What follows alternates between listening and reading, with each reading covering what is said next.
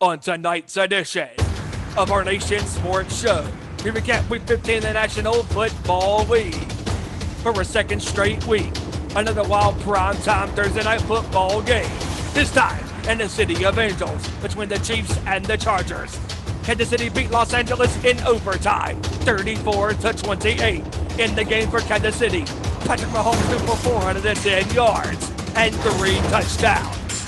Travis Kelce caught 10 passes for 190 yards and 2 touchdowns, including the game-winning touchdown pass thrown by Mahomes for 34 yards. Saturday night prime time in Indianapolis. The New England Patriots travel to Lucas Oil Stadium to take on the Colts. In the fourth quarter, the Colts led 20-0. The game not yet over. Not ready to give up just yet. The Patriots cinch the fourth quarter comeback, trailing 20-17 in the final 2 minutes of regulation. Momentum seemed to be on their side, but Jonathan Taylor for the Colts slammed the door on the Patriots' chances for a comeback victory with a 67-yard touchdown run that sealed the game for the Colts, a 27-17 victory. One of the games to talk about from Sunday's games from Week 15 include a wild game in Baltimore between the Ravens and the Packers. The Ravens with a chance to tie the game and send the game into overtime. But like they did against Pittsburgh a few weeks ago, they decide to go for it all. A chance to win the game on a 2-point conversion. But the Packers defense held on with a defensive stand, beating Baltimore 31-30. From all of us here on the Nation Sports Show, we wish all of you a Merry Christmas, a Happy New Year, because tonight it is a special Christmas edition of our Nation Sports Show. The Nation speaks to you next.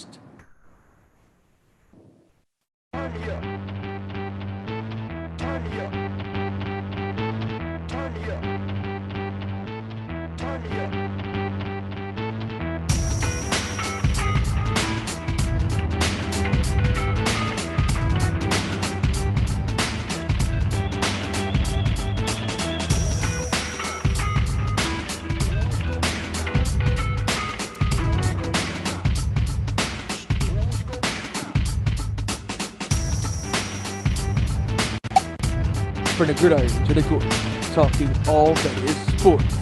Members of the Busted Open Nation bring to you our Nation Sports Show.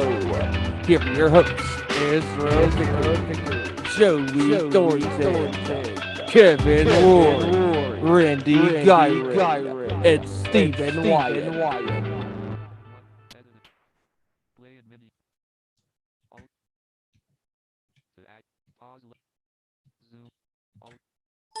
Coast to coast and around the world, it is once again our Nation Sports Show because, ladies and gentlemen, we are live on the World Wide Web here on YouTube.com for another action-packed edition of our Nation Sports Show. I am your host for this evening, filling in for our fellow friend and host Ezra Vickery tonight. I am Stephen Wyand. What is going on, everybody? Before we get to tonight's show, we have to plug our social media platforms. That's right. Got to take care of the bills. Yeah, we're not getting paid for this crap. Not yet. But anyways, so you can follow us on Twitter at @ON_sports show, Facebook.com/Nation Sports Show. And you can also find us on YouTube. Just type in our Nation Sports Show. See the subscribe button, click that subscribe button, like and share this video to all your family and friends that are into sports. And boy, do we have an action-packed show for all of you tonight. And let me get to the people that are joining me tonight, the usual crew. First, I'm going to kick it up to the only Raider fan that I know that exists on this planet that is actually my friend. He is a fellow metalhead himself, my buddy, my brother from another mother, the one and only Randy Giron. Randy, what is going on, my friend?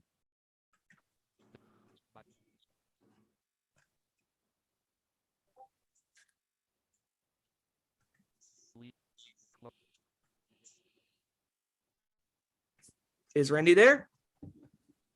Randy, I think you're muted, man. Oh, I'm muted. Oh my gosh, I'm sorry. You had I was one muted job, for some reason. sir. You blew it. I blew it. I looked good though, I think. You're not as bad as Cleveland. Yeah. Well, yeah.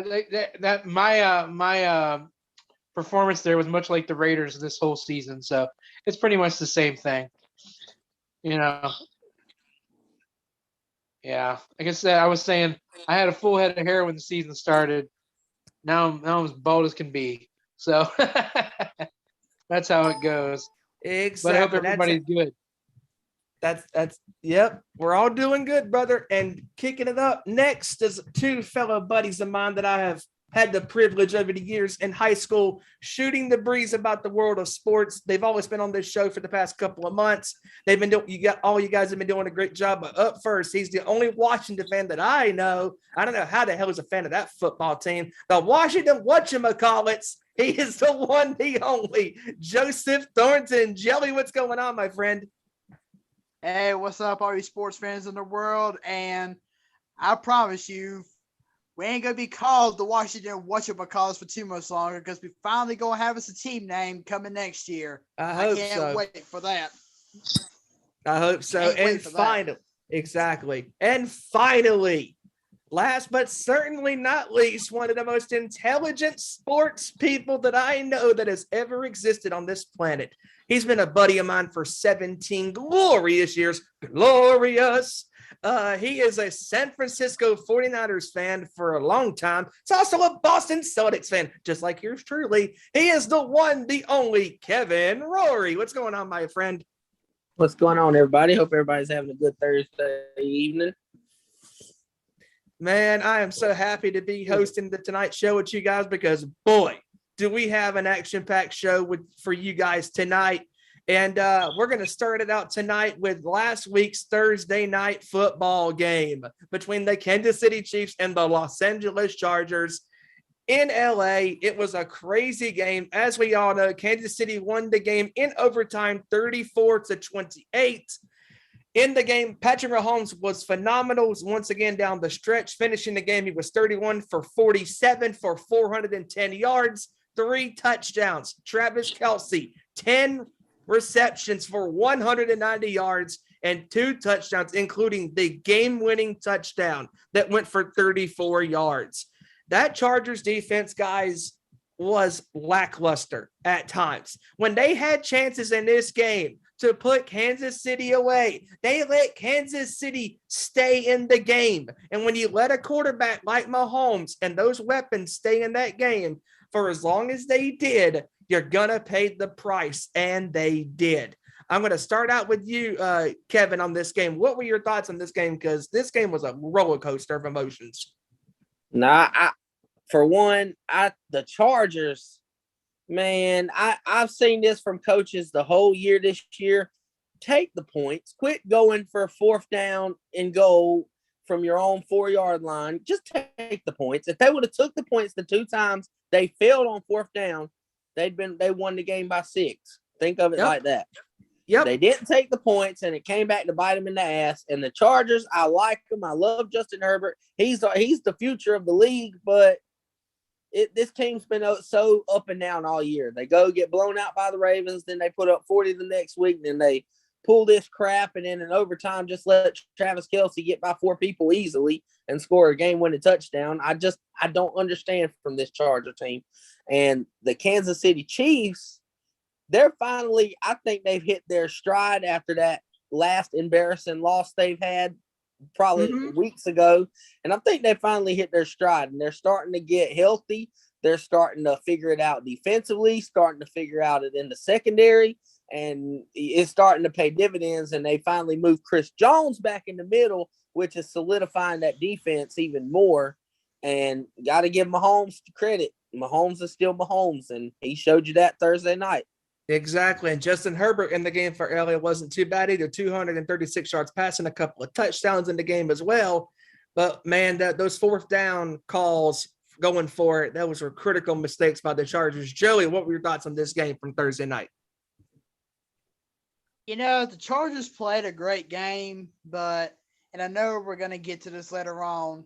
I don't know what been more stupid of the NFL or at this point two teams. The Chargers recently going for fourth down all the time, or Baltimore continuing to struggle trying to go for 2-point conversions to win a ball game. Because we're gonna get to that. We're gonna get to that. We'll get to that later. But Yep. I mean, the Chiefs played a great game, but why? And I mean, why did Mahomes, Kelsey, and Hill all have to play so good on a week that I wasn't playing fantasy football because I was on bye? Why? Because that's why. Just because. There's no rhyme and there's no reason. Because. I mean, for real. I don't know why you took a bye. I don't know why you did. Hey, I did because in both my leagues I was at the top 2. So, and I got alrighty then, Randy. And finally, we get buys that week. Yep, but Randy. But yeah, the Chiefs played a great game. This game, oh, sorry. Okay, go ahead. I'm sorry, dude. Go for it. Sorry. There you go. I was going to say the Chiefs played a great game. They really have started to hit their stride since they picked up Melvin Ingram at the trade deadline and finally put Chris Jones back in the middle, and Mahomes is finally starting to put passes where he needs to. So, I mean, the Chiefs, they need to be a team that everybody needs to watch out for because they're coming and they're coming fast. Absolutely. Randy, your thoughts on this game? Yeah. What I was going to say was, being an AFC West guy, this game reminded me of those shootouts back in the day. Wide open AFC, no defense, just everybody scoring all the time, shootouts. And I hate that the Chiefs are hitting their stride, but you knew it was going to happen. I mean, that team's too good to keep down. I knew that whatever their little problem was the first couple of weeks of the season wasn't going to last. They had too good of a coach and too good of players. And I actually have Tyreek Hill on a team this week, and he's out for COVID. So I know what you're going through, Joseph. Well, in fantasy, I tell you. Hopefully he can come off that COVID list before Sunday. Or I actually heard that the upcoming game might get switched to Tuesday. So who knows? Oh wow, okay. Who knows? Absolutely. It was a wild game on Thursday night, and let's get to Saturday night. Man, that was a crazy game in Indianapolis, man, between the Colts and the Patriots. Man, we were watching this game on Zoom, and we could not believe that the Patriots were down 20-0 in the fourth quarter. The team that has been on this hot streak for weeks and weeks and weeks, and they were getting absolutely smoldered by that Colts defense. And they finally woken up in the fourth quarter when it mattered the most, and they were not going out without a fight. And they came back. Matt Jones and the Patriots came storming back in this game. But just as quick as you can come back and momentum's on your side, Jonathan Taylor, one of the best running backs this season, slammed the door shut on the Pats' chances at winning this game with a 67 incredible rushing touchdown that shut the door on the Patriots with a 27-17 victory for the Colts. This was a crazy game, another great game this past weekend. Just the ebb and the flow. It looked like it was going to be a snooze fest, but it was just the Colts were playing good for the most part. And then the Patriots came storming back and they made it a game. And it was just a crazy ending. Joey, what were your thoughts on this game? Now, in regards to Aaron Rodgers and Tom Brady, you two can suck it. You two can suck it because I have 3 little letters in mind for Mr. Jonathan Taylor, and they are MVP. I'm telling you right now, Jonathan Taylor has been definitely tearing it up this year, and he could have just as easily got stopped right there at the line of scrimmage, right there at the end, but Taylor was like, nope, I'm going to run this ball down the Patriots' throats. And he did that by going off for that 67-yard touchdown run with literally just over 2 minutes to go in the game. I'm telling you right now, if these NFL writers do not give Jonathan Taylor the MVP award this year, I'm going to be so freaking pissed off.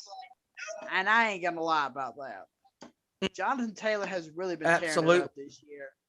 And as far as Mac Jones, yeah, he didn't have his best game this past week, but yeah, I mean, he's a rookie. He's still got plenty of time to make a name for himself because, trust me, he's made names for himself pretty much his whole point of the season. Mm-hmm. So yeah, Matt Jones is only a rookie. He'll bounce back. Mm-hmm. He'll definitely bounce back. And they got a good chance to do it this week against Buffalo. Yes, they do. Kevin? Jonathan Taylor's just dude's a dog. The great Bill Belichick, who has been known to create a game plan to stop your best player. We've seen it throughout the course of 20 years for Bill Belichick. He's just done it time and time again, and he tried to do it for Taylor, and that one little break, he broke loose. And to be honest, we know he ain't going to get MVP. This is a quarterback-driven league.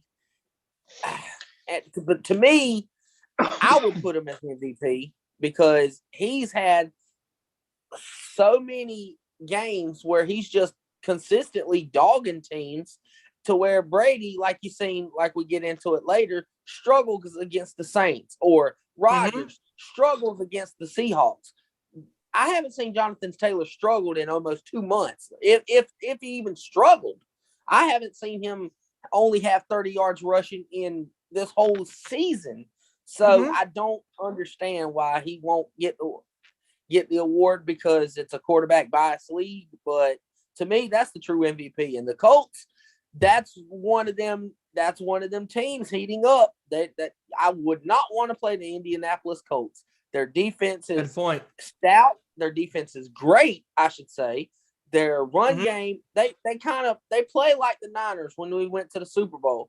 They're going to run the ball down your damn throat. We ain't going to try to have Carson Wentz throw it. We're going to run it down your damn throat, and we're going to shut you out on defense. And that's what they're playing this year. And they've beaten some very good teams that way. And next week's going to be a good test for them. But right now, the Colts are balling, and that's a team to watch out for. Yes, they are. You know, and you hit a good point right there, Kevin. I mean, Jonathan Taylor's a running back, and it's so hard for a running back to win the MVP because it's a quarterback-driven league. And the last person to win the MVP as a running back was one of the best running backs of his generation as well, Adrian Peterson in 2012. And Jonathan Taylor, in my opinion, is the true definition of an MVP because he is the most valuable player on that offensive end. It's not Carson Wentz. It's none of those other players. It's Jonathan Taylor. He is a phenomenal running back. And, he's one of those players. He might have 20 or 30 yards, 45 yards, during the game, but he can break off that one run that can crush you. And that's what he did against the Patriots on Saturday night. Randy? And I'll tell, first, let me tell you an interesting stat real quick, though. Let me tell you an interesting stat. I seen it the other day. The Colts are 0-6 when Taylor has less than 100 yards rushing. They're 8-0 when he has over 100 yards rushing. That speaks. Yes, it does. Yep, definitely. No, I was thinking this is that was the Colts on was that Thursday or Saturday? I'm sorry. Yeah, that we've been waiting to see all season. Just good on both sides of the ball. Just I saw Wentz numbers. He didn't even really throw the ball that much. But he was consistent and like I said, that was the defense was great. Like Kevin was saying, they played lights out, except for the end there. But you can't count out the Patriots. Whoever their quarterback is, and I thought I knew that game was it was still in reach, even if it was 20-0. That the Patriots had something, had some up their sleeve, excuse me, or something, that would get back into it. And Taylor, shut the door. But He did. that was a great game. That was a great game. I had fun watching that game. The next game I want to talk about here from week 15 is this game. The Pittsburgh Steelers are somehow, some way in the spot, maybe to get a wild card spot or to win the AFC North Division, because the Tennessee Titans did not get the job done. Pittsburgh won this game 19-13, scoring 16 points in a row to win this game. I don't care if Derrick Henry is not playing in this game. You are a professional football team. Committing 3 turnovers in 10 minutes is no excuse for any team. I don't care if you're Cleveland. I don't care if you're Buffalo. Hell, I don't care if you were the Jacksonville Jaguars. You're a professional football team. You know how to play the game. You're a pro. Us fans, we're not athletes. Now, some of us, like Kevin, have been athletes during school, playing football, basketball, etc., and all this different stuff. The fact that Tennessee did not get the job done, they let Pittsburgh hang around, and eventually we were going to bite them in the ass, and it did, and the Steelers came back, won this game. I don't know how the hell Pittsburgh is in the position they are right now. I don't even have the words to explain about this game. It's just mind-boggling to me that Tennessee gave this game away. Randy, what are your thoughts on this game? Yeah, Pittsburgh's this is so hard to figure out. This whole season's been hard to figure out for every team. Pittsburgh, you want to write them off. You're saying Roethlisberger's too old, but he knows how to win. And as long as Tomlin's the coach in Pittsburgh, and he should be for a long time still, they'll find a way to win. And you can't, like you said, you got to put them away. That defense is too good too. They'll take advantage of everything every time you give them, and they'll make it. They'll make you pay, and give Steelers credit for sticking in there. But Tennessee is the I don't know. They're still in it somehow too with Henry being out. I don't know. They're just still in it somehow. I don't know how they are. Same with Pittsburgh. I don't know how they're still in it. But I guess they just got that big jump when they had Henry, and they've kind of maintained it. So it'll be interesting in the next couple of weeks to see what happens. Exactly. With the whole league. Exactly. Almost everybody's in the hunt. It seems. Yeah, because there's real no true number one, threat in either conference, because it's so wide open. And that's the one thing we talk about in the National Football League, why it's the greatest sport, in our opinions, in North America, because there's a lot of parity around the league. Any team this year is basically a viable threat that can get to the Super Bowl. Who the hell knows it's going to be going to the Super Bowl next year in Los Angeles for Super Bowl 56? I mean, it could be any of these teams. There are teams that are separated literally by a couple of games, or a game and a half. It's so wide open this year. Joey? Well, I could tell you why Tennessee lost that game. I can tell you straight up. Because they were so busy having their whole team stand on the Pittsburgh Steelers logo making TikTok videos. Oh, I wonder who did that too. Raiders. Did you not learn, Tennessee? Did you not learn that you can't be doing that horse shit because it bit you in the ass? There should be a commandment. Tennessee lost that game because they were too busy making TikTok videos on the Pittsburgh Steelers logo. Exactly. That's why they lost. Seriously, good Lord. Could these teams do us a favor? Quit disrespecting your opponent by stomping on their logo, making TikTok, little stupid TikTok videos, whatever the hell they are. I don't know what they are. I don't care what they are. The fact is, statistically, hey, another team has lost because they have been disrespecting the other team's logo. Give me a break, Tennessee. You shouldn't be doing that crap. Kevin, your thoughts on this game? Tell you what's wrong with Tennessee.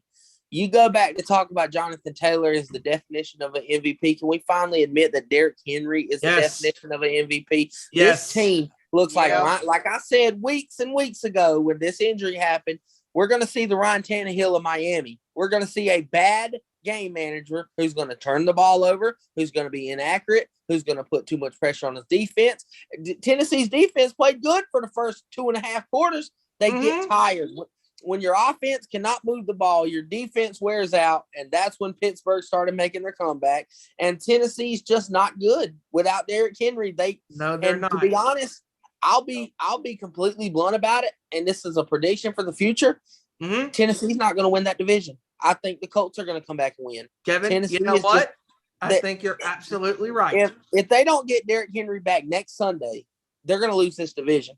I'm going to be honest. The Colts don't seem like they're slowing down. They're getting red hot. And the Titans are And now you got a game tonight going on. Well, yeah, you get A.J. Brown back, but you're going against another playoff team in San Francisco where, here you go, Ryan Tannehill. Here's your chance.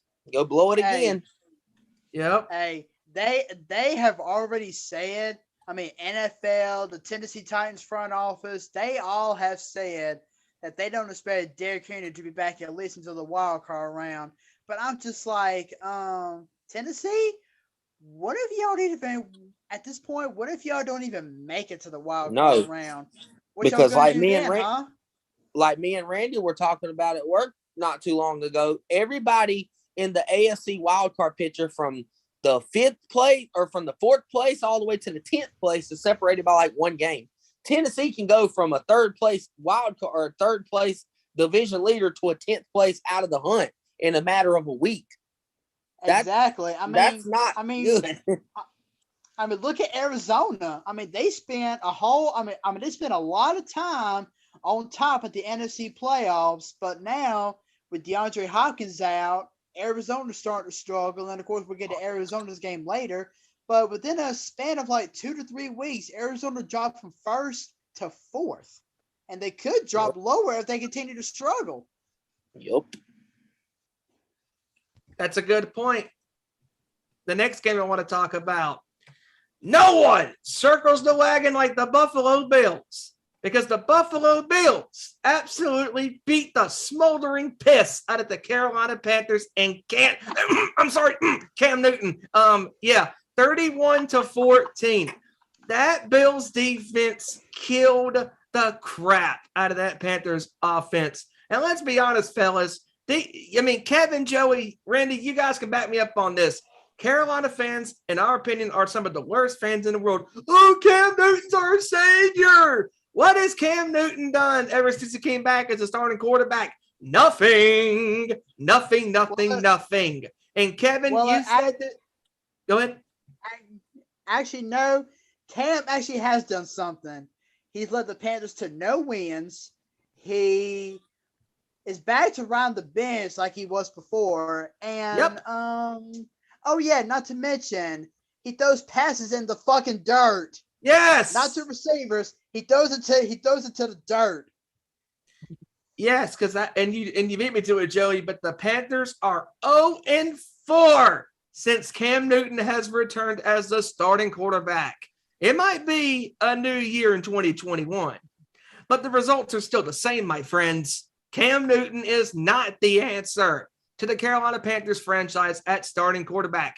Part 2 reasons. 1, he's terrible. Number 2, he has no offensive line. Part 3, Matt Rule is not an NFL coach. Excuse me, sir. Matt Fool. Thank you very much. There you go. How dare you call him Matt Rule? Because he's not rolling right now at the helm of the Carolina Panthers. He is falling by the wayside because Carolina needs to get rid of him right now. I'm telling you, he is terrible. I will say though, real quick. Facebook has actually been quite wonderful over the past several weeks because Hell yeah. Because Carolina Panther fans have been so quiet. Yes! It's the most wonderful time of the year. Yeah, because Carolina Panther fans will shut the hell up. Hey, guys, I want to say one thing about the game and one thing only from my side. What? I guess we're going to just hide the problems that the Panthers have on defense. With all that talent they have, they suck. Like, you have Brian Burns, who is a Pro Bowler. Mhm. You got Shaq Thompson. You got supposedly the next upcoming Legion of Boom, and you're still giving up 400 yards passing yards a game. Hey, And, like, I guess it's just good. It's just good luck for them that Cam Newton sucks and the offense sucks and Coach Rule sucks so bad that they're taking all the spotlight away from how bad the defense has been just as bad. Like, come on, man. You went and traded for Stephon Gilmore, the $30 million quarterback or cornerback, and we're still giving up 400 yards a game. You trade for C.J. Henderson. You got A.J. Boyd. You got J.C. Horn coming back, and you still suck. Come on, man. Come on. What the hell, bro? Kevin. Carolina's defense has been horrible since Luke Kuechly decided to retire at such a young age. Good point. Yeah. Luke Kuechly, when he was leading that Carolina defense, that defense was unstoppable. But then I kind of respect Luke Kuechly because he finally had the balls enough to say, I'm going to retire. This team sucks. I'm going to save my life and leave. Hey, good job, Luke. Shout out, dude. I don't know if he said that in his retirement speech, but He was probably thinking I it. said it for him. Probably thinking it. He was definitely thinking it and probably glad when he got out too. I bet Probably you been like Kevin Durant got a burner account on Twitter and said it there. I'm glad Luke Kuechly gone. That team sucks. Yeah. I hear you, Luke. Get the hell out of here while you got your damn life ahead of you. Anyways, poor Carolina. Yeah, no sympathy for you. yeah, Anyways. I said it in our group chat earlier this week. At this point, the Panthers need to wrap it up, call it a season, and just do a massive overhaul if they even want to have a little teeny tiny taste of success next season. Where they fucked up, guys, listen, where they fucked up. I love Jonathan Taylor and Derrick Henry, but you don't pay no fucking running back that much money because of Hell no! Like, you're paying him more than some quarterbacks, and you're like, wow. Running back one injury away from ending their career, and what has McCaffrey done in 2 years? Not a damn thing. And what team is going to trade for someone who doesn't play because of injury a lot now and for that much salary? It's a lose-lose situation. You're just fucked on the money-wise issue. You're just not going to do nothing. Now, I will say, in Christian McCaffrey's defense, if he actually played for a team that actually has a decent O-line or an absolutely great O-line, then McCaffrey would probably be staying healthy. Yeah, but it just negates the fact of what Panther fans say. Oh, he's overused. Okay.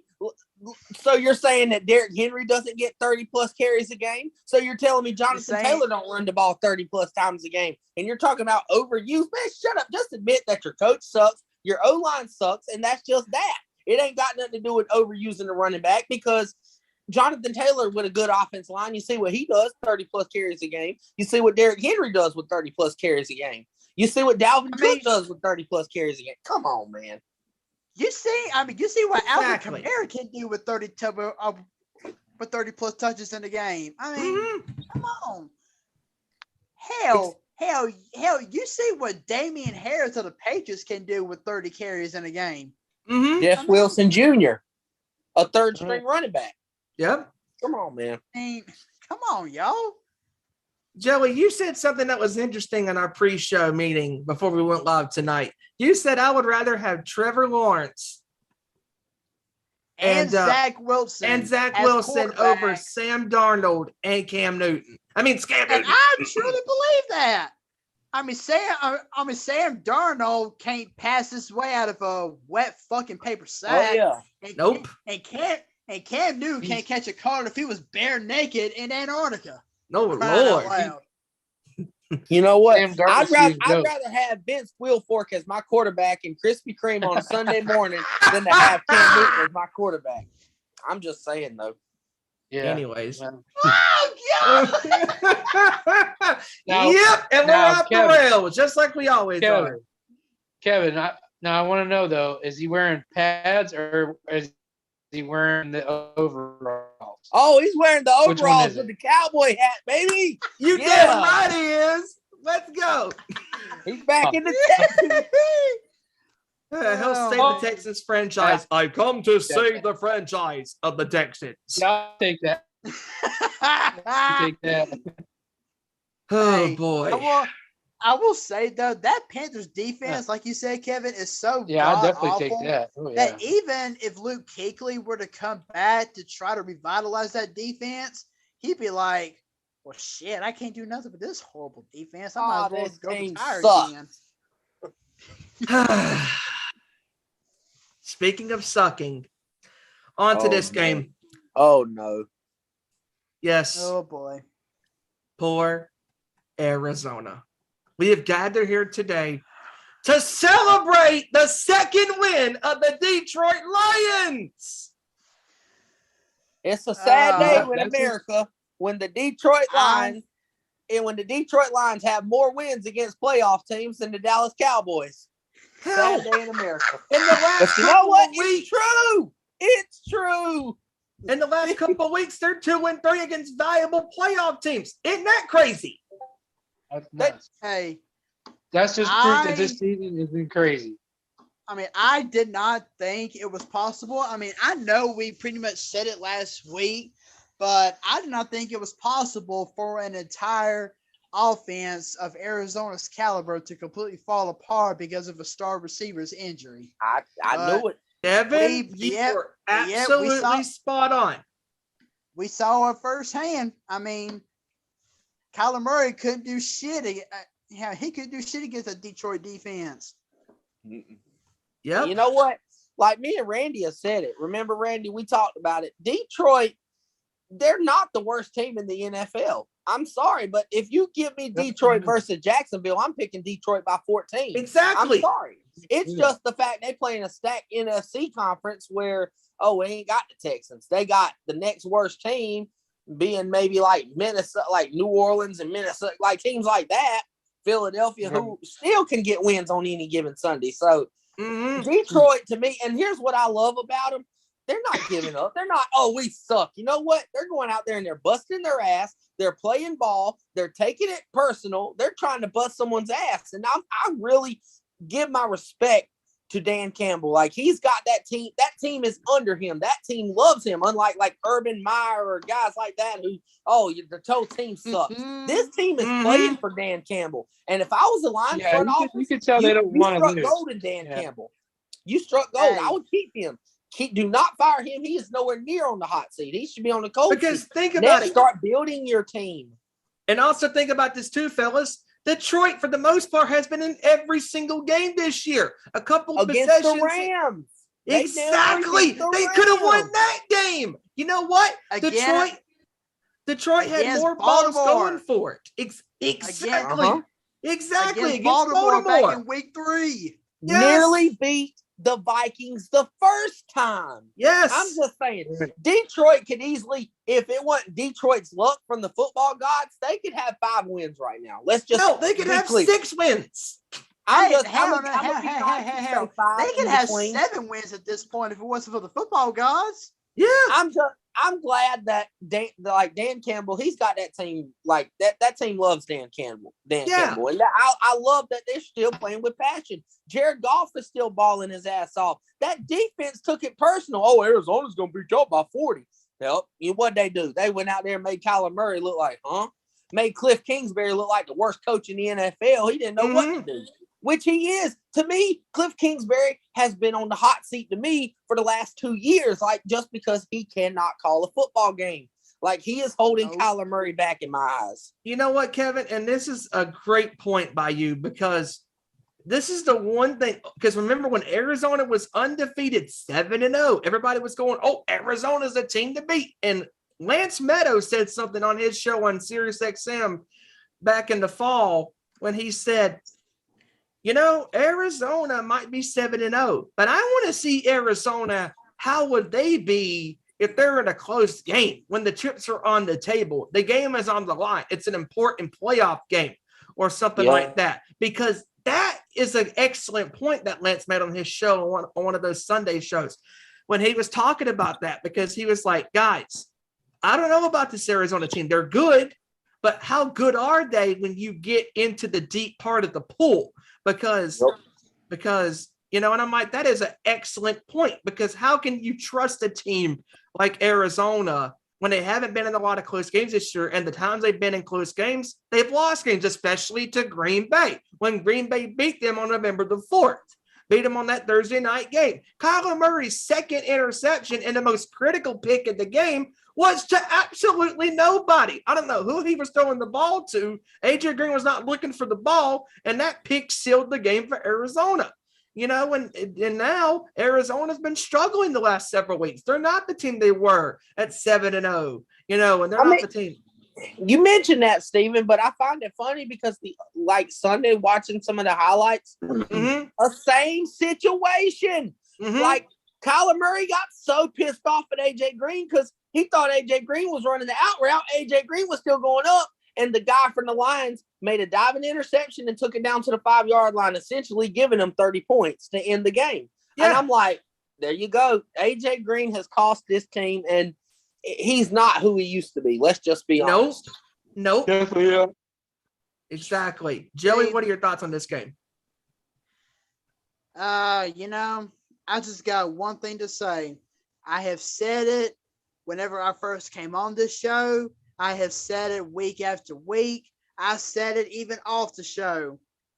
And Steven, I know you can back me up on this. I have said that any team can be beat on any given Sunday. Have I not said that week after week after week? Yes, you have. Have I not said? I mean, literally, Arizona, they are in a dangerous spot right now. I mean, they pretty much ruled the NFC at the beginning of the season. Now, they find themselves having fallen from first all the way down to fourth in just a matter of weeks. And with how tight the NFC playoff race is right now, if Arizona does not get their act together, they could find themselves out of the playoffs by the end of the season if they don't wake up and start playing the football that they need to start playing again. That is an excellent point, because these games for the next couple of weeks for a lot of these teams, especially Arizona, are so critical right now, because one more loss could put them out of possibly missing the playoffs. I mean, literally, there are 3 games left in the regular season.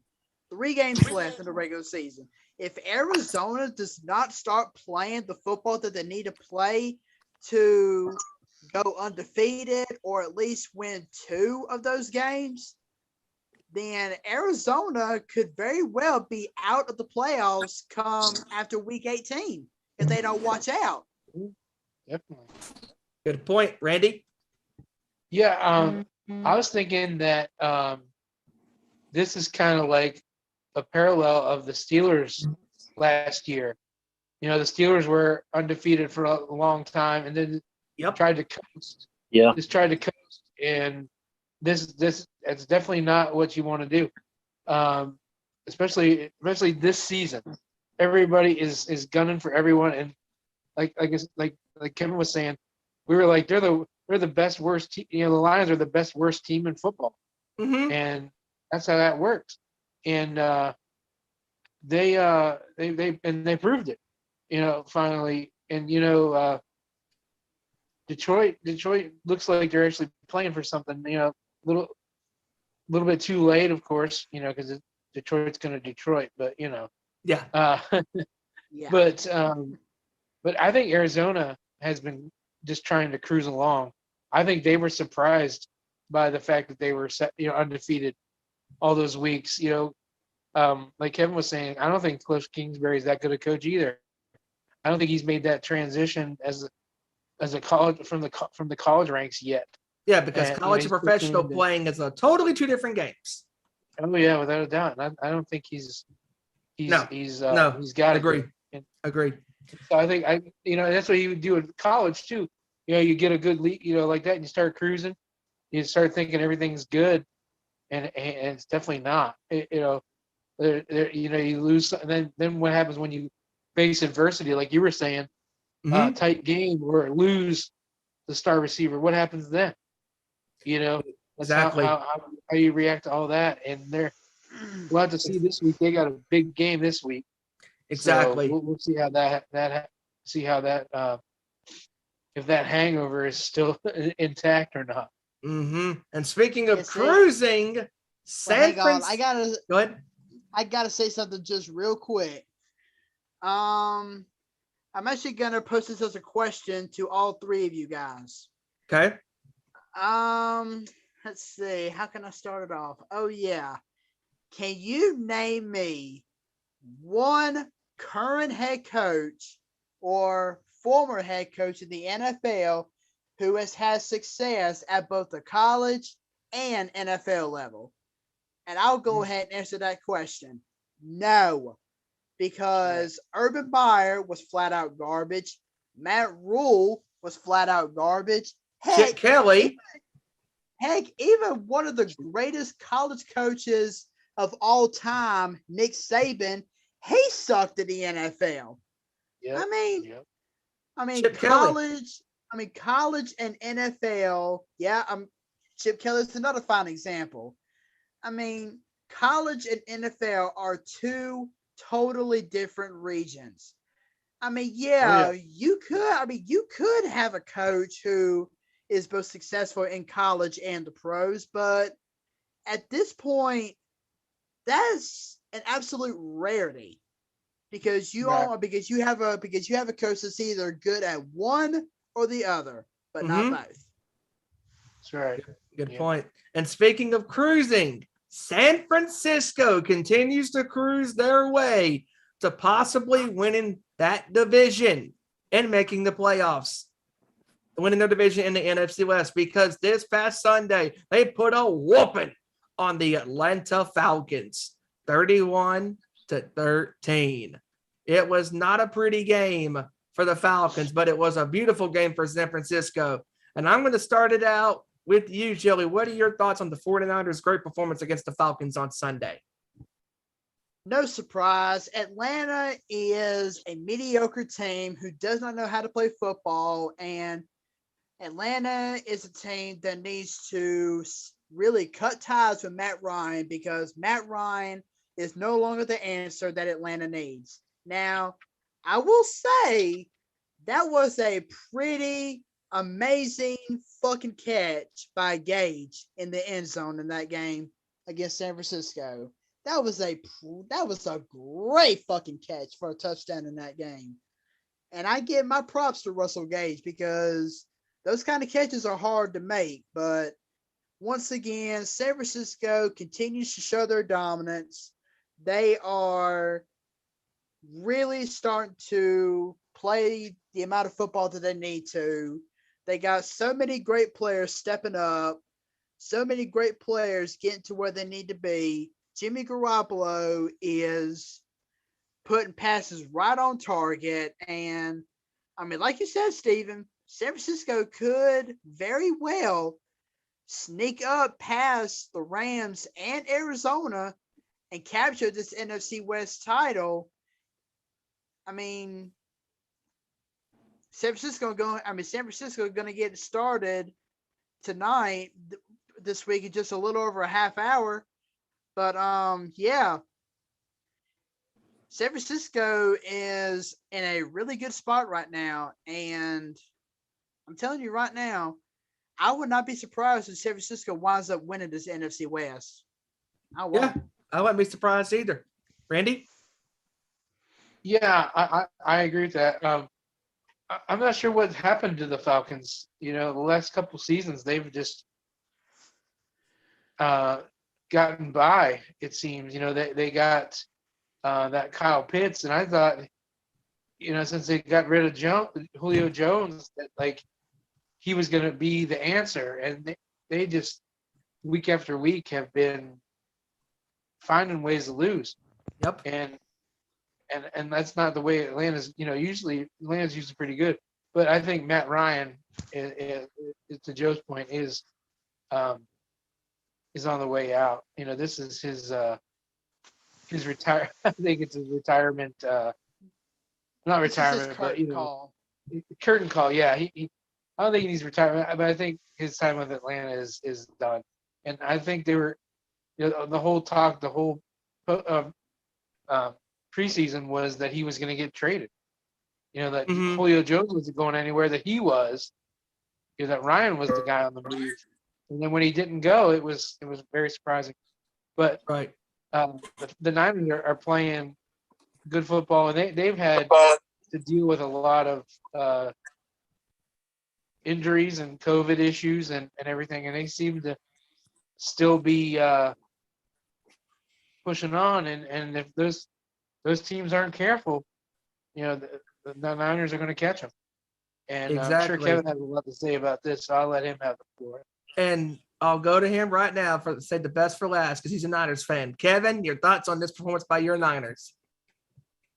I'm not going to sit there and say this out of biasm or being biased because that's my team, but I wouldn't want to be a number 3 or 4 seed in the NFC playoffs having to play the Los Angeles Rams or the San Francisco 49ers. The Rams are just naturally an all-star team with all that talent. And the 49ers are playing the hottest football out of any NFC team right now. I mean, it's clear. They won 5 of their last 6 and 7 out of their last 8 games. And that's pretty impressive. And Jimmy Garoppolo has stepped up, and he's proven that if the line protects for him and we can run the football, that he is a winning quarterback. You can't argue stats. And as much as a knucklehead he is to me sometimes, and I always scream to get rid of him, he still wins. He wins. Him and Kyle Shanahan have won. And let's not forget, like, people's acting like we just completely rebuilt after the 2019 Super Bowl.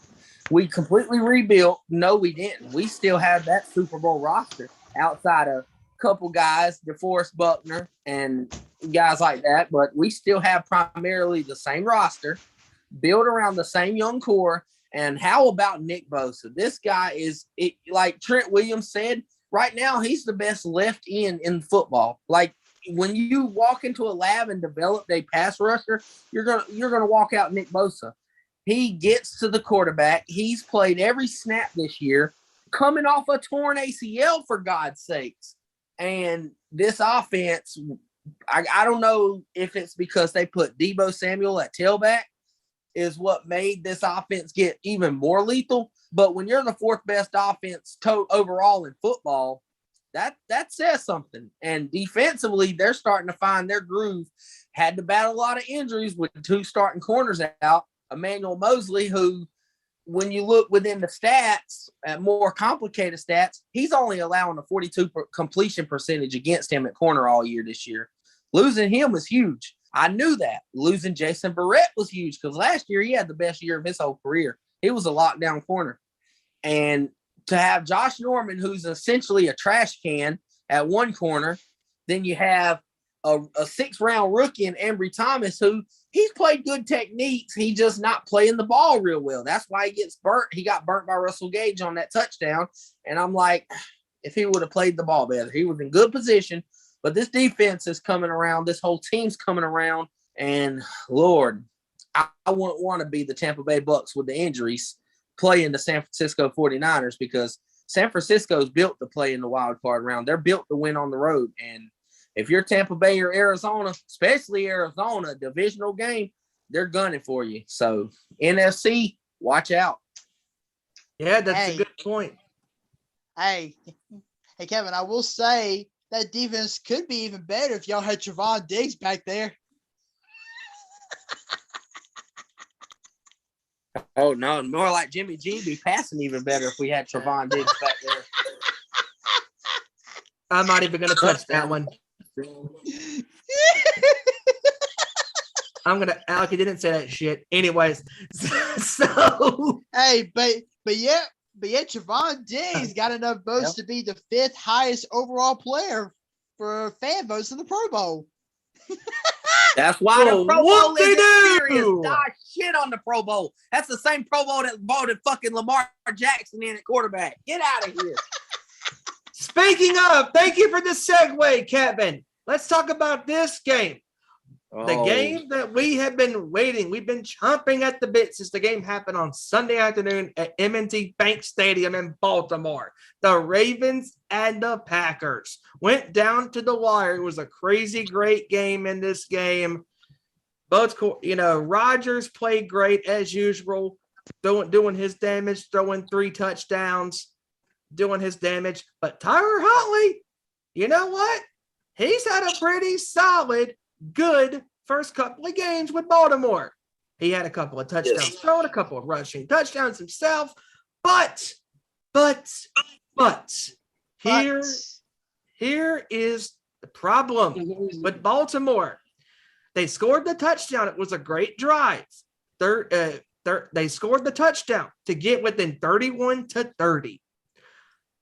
And then John Harbaugh, when you think he would learn from his mistakes against Pittsburgh, decides to go for the fucking win again. And once again, it bit the Ravens in the ass because the Packers defense held on to win the game by 1 instead of going to an overtime session. And you know what? I want to start out before I throw it to you guys. I had to say something right here because I heard John Harbaugh's press conference from after that game.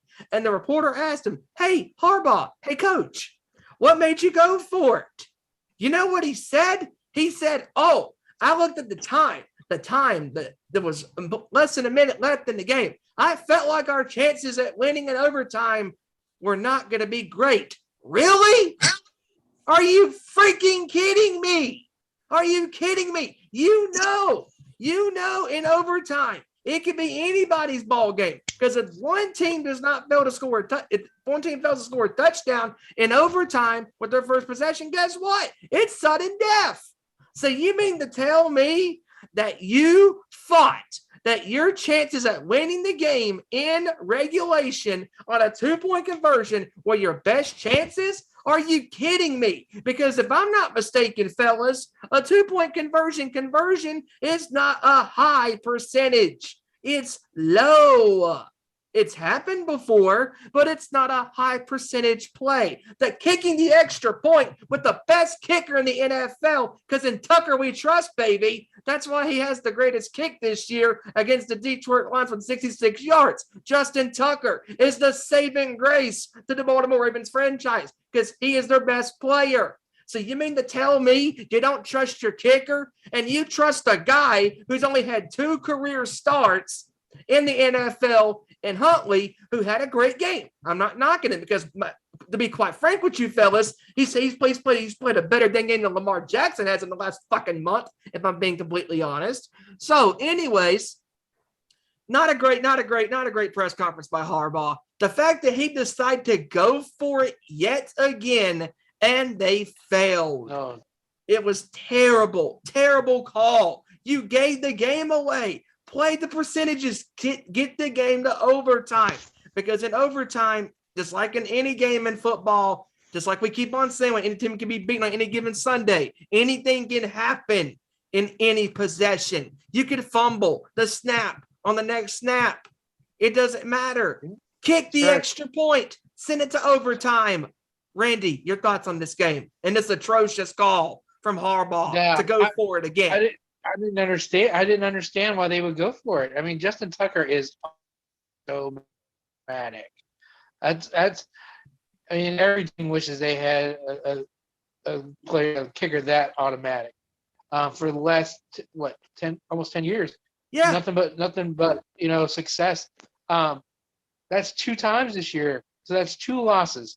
And if they're not going to make the playoffs this year, it's going to be because of those 2 games, and that's going to be a hard pill to swallow in the off season. But my take was why not just kick the field goal, even if there was what you were talking about, time and this and that, because obviously that Huntley, he was starting to feel the game was starting to come to him more, and they were doing a lot better, as the game went on. So I would have played the hot hand, kicked the field goal, and seen what what overtime would have had for us instead of Right. being now two games back, where you needed to be. Yeah, because by fumbling around and doing this crap, you're playing with fire that could easily spread like a wildfire. Because by doing what they did in these 2 games, which they lost, finally, karma is biting Baltimore in the ass. Because Baltimore has had the luck all this year at winning these close games. Well, now they're not getting the calls. They're not getting the plays going their way because they're making stupid, boneheaded decisions doing crap like this. Joey, your thoughts on this Right, game? exactly. Yeah. I mean, yeah, John Harbaugh once again calling for a 2-point conversion call to win the game was atrocious, but I want to bring up an interesting stat with you fellas that I happened to see earlier this week. Baltimore, they have lost 3 games in a row now by a combined 4 points. Wow. They have That's lost ridiculous. 3 games in a row now by a combined 4 points. So that tells you right there that Baltimore does not know how to close out a game. And if they somehow get to the playoffs with them not being able or not knowing how to close the game, they ain't gonna last nowhere near. They probably wouldn't even taste the playoffs now because Baltimore's defense is god awful. They do not know how to close out a game. They have a coach that doesn't know how to put trust in their kicker, even though he kicked a 66-yard field goal back in week 3 this season to give them a come from behind win over the Detroit Lions. And now Lamar Jackson is hurt and could very well be headed to the IR if he doesn't recuperate anytime soon. Baltimore, what the hell? At this point, Baltimore is turning into what Kansas City was earlier this season. But the only reason Baltimore has the amount of wins they have so far is because they have been LUCKY as hell. Baltimore is heading down a dangerous path right now, and I would hate to be a part of that Baltimore Ravens organization because they are just so god awful right now. I don't even know what to say anymore in regards to them. I don't. Good God. Kevin, your thoughts? Interesting fact. I just peeked up at the TV before the game started and seen the AFC wildcard pit or the playoff picture. And as of right now, Baltimore is out of the playoffs. They are outside the playoffs. The Cincinnati Bengals are in first in the AFC North. And y'all done touched on what you thought about John Harbaugh, and I agree. I'm not even going to get on that. But here's another example of why he lacks trust in Justin Tucker. I don't care what nobody says. He lacks trust. I've watched games this year where if they would have went for the field goal, it would have only been a 54, 55-yard, which is like essentially a 30-yard field goal for any other kicker. But what does John Harbaugh do? Either A, go for it on 4th down, or B, no, we're going to punt it to a deep and let our defense do the work, which our defense isn't even that good. Why not try the 3? Just let Tucker go. Let him loose. They won't. And second of all, speaking of lucky, let's talk about the Packers. They're a 1 seed. How? Because there's been games where they just absolutely suck. They literally offensively stunk it up against Seattle. You're getting, for the most part, beat by second string and Huntley. Y'all make Huntley look like the new coming to Russell Wilson or something. And I'm like, what? The Green Bay Packers are not the best team in the conference. They are lucky by record of having the 1 seed. Let's just keep that real, because every other conference or division leader is completely struggling right now. Like I just said in the previous segment, the 49ers and the Rams are the hottest team in the conference. They're the ones that are playing good ball. The Packers are not. Good God, from what I've seen, like we've been saying, they should have lost that game. The Ravens should have won, but it's the Ravens and it's John Harbaugh's stupidity at a worse time for the second game in 3 or 4 weeks doing this crap. And you know what? I don't wish bad luck on anybody, but I hope the Ravens end up not making the playoffs, because John Harbaugh is going to take a good reality check look at what he has caused. Because with the Bengals being in first right now and the Ravens got the Bengals next week, we all know what that Cincinnati team's done did to Baltimore one time, put up 41-21 with Lamar Jackson. So now you're going to have that game next week, and Cincinnati can completely separate themselves, in Baltimore. There's no coming back. I want to see that. I want to see it. And as we know, Cincinnati, as we just touched upon, beat Denver in a defensive game, 15-10. And that's the one thing about the Bengals that I'm impressed with. They can win in any game. They can win a defensive game, and they can win a shootout, or they can win a blowout. It's simple as that. And I know I've apologized for saying that they won't be nothing without their O-line, but the Bengals could easily have one of the best records in the conference if they had an O-line. This defensive game wouldn't have happened if they would protect Burrow more. I will say that is holding them back from 3 or 4 more wins right now, protecting Joe Burrow. Joe Burrow is getting hit. He's getting hit. The offensive line's not good. So Zach Taylor and the front office and company, that's your first move. Off season, free agency, trade, I don't care, via whatever, upgrade your O-line. So, solidify your outside tackles, get good at center, build up the middle, be able to do stuff, protect your quarterback. Well, here's the game that I think shocked us from this past weekend. The New Orleans Saints beat the Tampa Bay Buccaneers, not 27-17, not 27-24, hell, not even 14-10. They shut him out 9-0. The first time that Tom Brady has been shut out since he was in the New England Patriots uniform in 2006, when the Patriots were shut out by the Miami Dolphins. That is insane. The fact that the Saints shut out Tom Brady and the world champion Buccaneers. And I'll start off by saying this. That was a double whammy for Tampa Bay. Not only getting shut out, but the fact that now they are in trouble because they have a lot of injuries, especially to the wide receiver core. Chris Godwin is out for the rest of the season. Mike Evans is dealing with a hamstring injury. They're not healthy. You know, the Tampa Bay, this is going to be an interesting next couple of weeks. Obviously, they're going to win the division in the NFC South because nobody's touching them. No. But come playoff time, anybody's ball game. Yes, it is. And I will say New Orleans has had Tampa Bay's number. That's why I hate to count Brady out. I really do, because I've never been against Brady, and I'm not going to start. But one side of me is like, oh, this happened last year, and Tampa whooped their ass in the playoffs when it counted.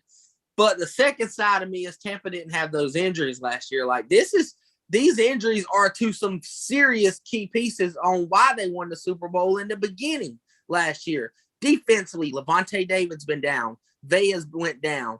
David's out the rest of the season, for God's sake. That's your best run stopper right there. And then you got, on the offensive side of the ball, Tom Brady's possible favorite target, not in the red zone wise, in Chris Godwin. Brady loves to throw the ball to Godwin outside of Gronk in the red zone.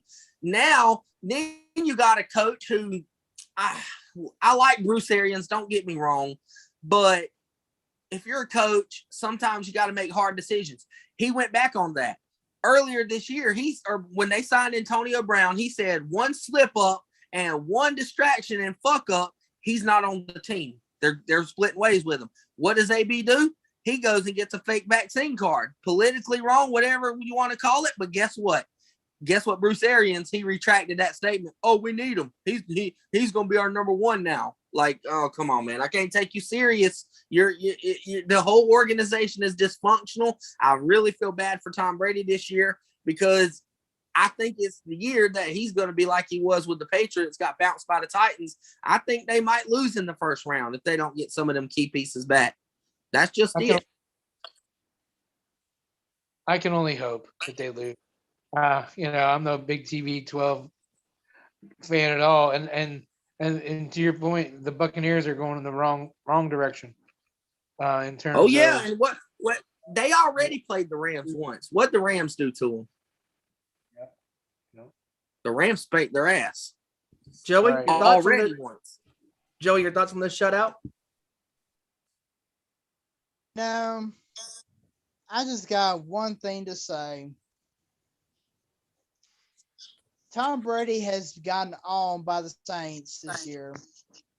So bad that even if he throws a tablet on the sidelines, it gets picked off by that Saints defense. But yeah. I mean, not really much I can say about the game itself because nothing really happened except for a handful of Saints field goals. But in general, like y'all said, Tampa Bay is in trouble. Chris Godwin's out for the rest of the year. Mike Evans is considered week to week. Rob Gronkowski is nowhere near the tight end that he was whenever he was catching passes from Tom Brady in New England. So that means you're going to have your most trusted wide receiver at this point be a guy who faked his vaccination status. Oh, God, give me a break, y'all. And not to mention, Leonard Fournette is more than likely headed to the IR. I'm surprised he's not there already. But, yeah, Fournette is headed to the IR. So that means you got Ronald Jones there to handle the lead running back duties. And not to mention, Tampa Bay went out and signed a bust up in Le'Veon Bell, who didn't do shit for Baltimore whenever he played for them earlier in the season. So, yeah, Tampa Bay's in trouble. They are in trouble. And if they don't get their act together like Arizona, I mean, yeah, Tampa Bay is no doubt going to the playoffs because the Saints, the Panthers, and the Falcons, they did not have the star potential to catch Tom Brady in Tampa. But, yeah, I mean, if Tampa Bay continues to struggle at this point, they may not go far in the playoffs either. That's right. That's a good point. So I want to briefly touch upon the Vikings in Chicago. Vikings beat Chicago 17-9 on Monday night. Let's be honest. Nope, I'm not surprised about this game because the Vikings had to earn it. Chicago came back in the last few minutes to make it a game, and the Vikings had to squeak it out. I don't trust Minnesota. The next several weeks, they're not going to. If they're going to make the playoffs, it's going to be a quick exit. But the game that I want to talk about before we get into our picks, poor Cleveland. Poor Cleveland. You take on the Las Vegas Raiders. You're hosting them. And on a Monday afternoon, technically, if you think about it, the fact that Cleveland could not even get the job done when they had a chance to win the game. The Raiders and the football gods said, no, sir, the Browns are not going to win this game. And the Raiders won with a game-winning field goal.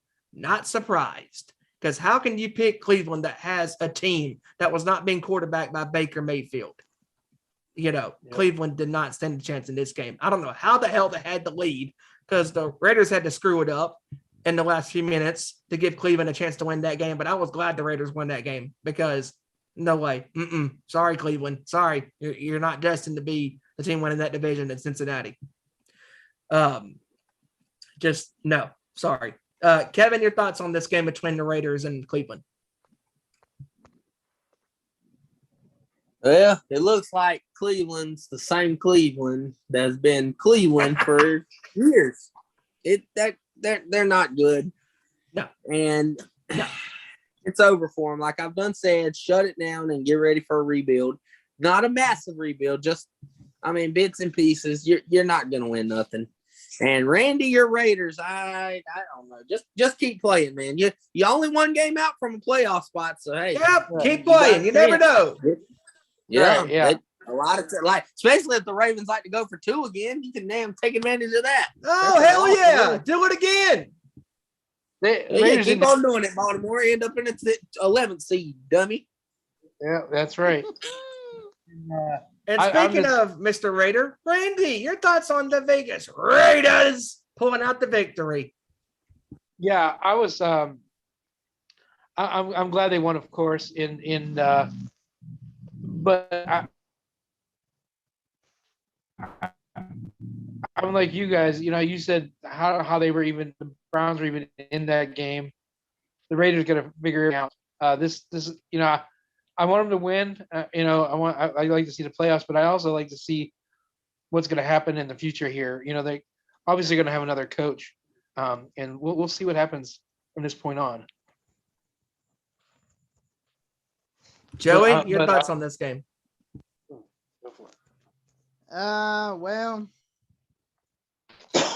Randy, I hate to say this to you, man, but your Raiders lucked out of that one. They lucked out. But yeah, there's not really much I can say. Both teams put up a hell of a fight. Check on that, sir. But the Raiders just really lucked out by the skin of their teeth. That's all. That's all. Absolutely. I agree. I agree, and I'm just glad Cleveland's Cleveland.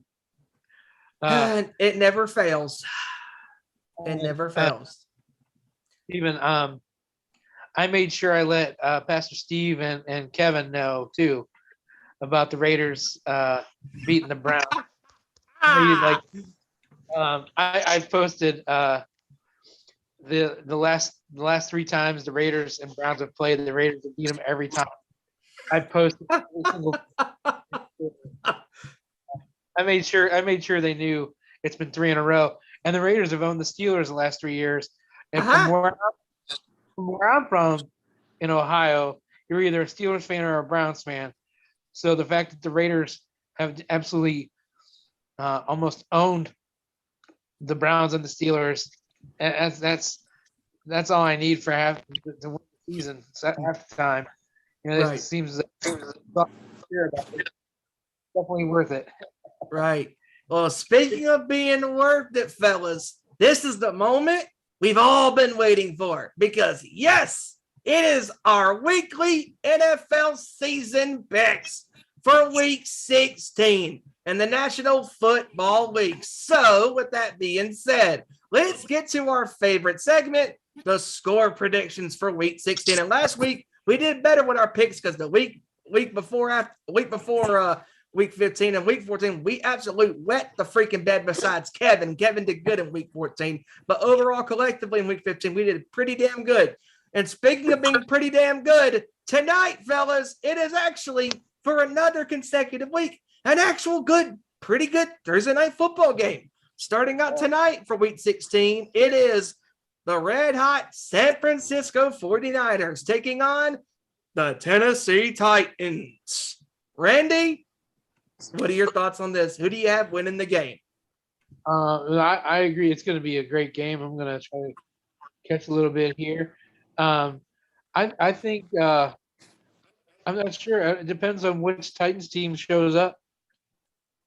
I think it'll be good, but I think it'll just come down to a field goal. It's too close to call. But I think I'm going to go with the Niners on this one. 3-0. No, I 24-21. I think it's gonna be a close game. I think it's gonna be good. Yeah. I'm gonna go with San Francisco in this one, 20-16. Okay.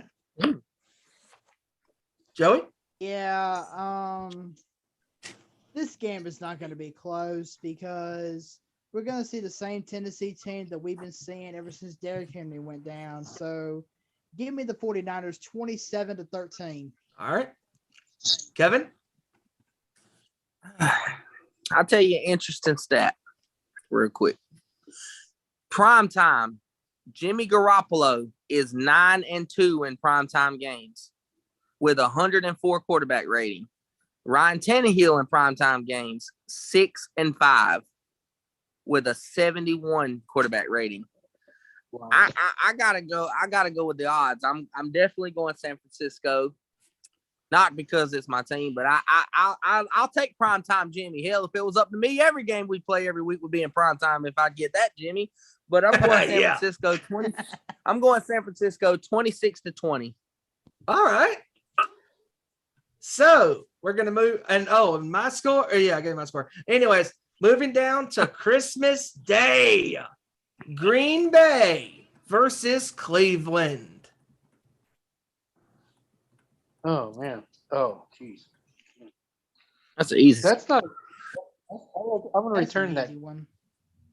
I want to return that gift. That's not a good gift. Watch Cleveland on Christmas. Oh, come on. What's your score, Randy? I don't know. I'm thinking here. I don't know. I think Cleveland has got a great defense, though. I can't deny that.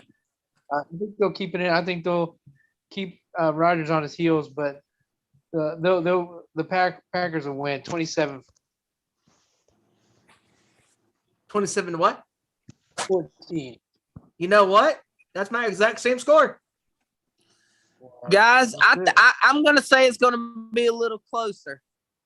Just because, like you said, Myles Garrett and that defense and keep it close. And we've seen how Rodgers and the offense has been the last 3 or 4 weeks. Mm-hmm. I'm going to go 21-16. Okay.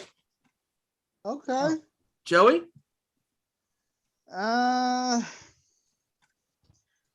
Give me the Packers 24-17. Okay. Next we got on Christmas Day, the Colts and the Cardinals. And I'm going to start this one out, fellas. I'm riding the hot hand. I feel like giving the Colts a great victory in this one. I'm going to go with the Colts in this one, 28-20. I think Arizona fixes their shit, but I'm going with the hot hand. But I think it's going to be real close. It's going to come down to the wire. I got Indianapolis winning 31-28. Okay. I agree. It's going to be close. It's going to be a really good game. Now that's a good Christmas.